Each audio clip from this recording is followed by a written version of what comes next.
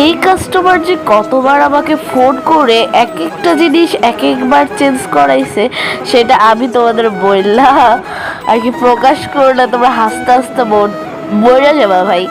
মানে এত একটা হাসির কাণ্ড ঘটাইছে, চলো তোমাদের সাথে শেয়ার করি। এই কাস্টমার আমার কাছে ফার্স্টে হচ্ছে একটা ব্লু থিমের কেক অর্ডার করে।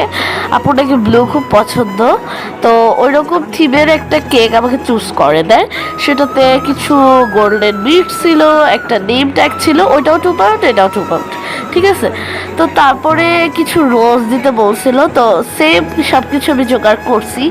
তো তারপরে এর পরের দিনই কাস্টমার আবার ফোন করে বলতেছে যে আপু যে থিমটা বলছি সেটা চেঞ্জ হয়ে গেছে।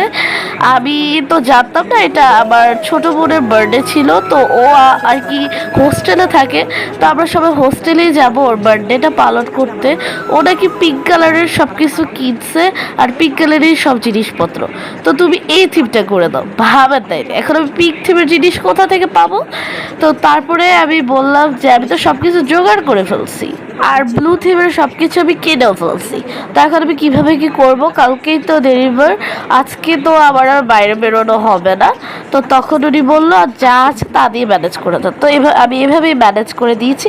তোমাদের কেমন লাগলো কমেন্টে জানাবে, আর সবাই ভালো থাকবে, সুস্থ থাকবে। আল্লাহ হাফিজ। আর কাহিনীটা কেমন লাগলো?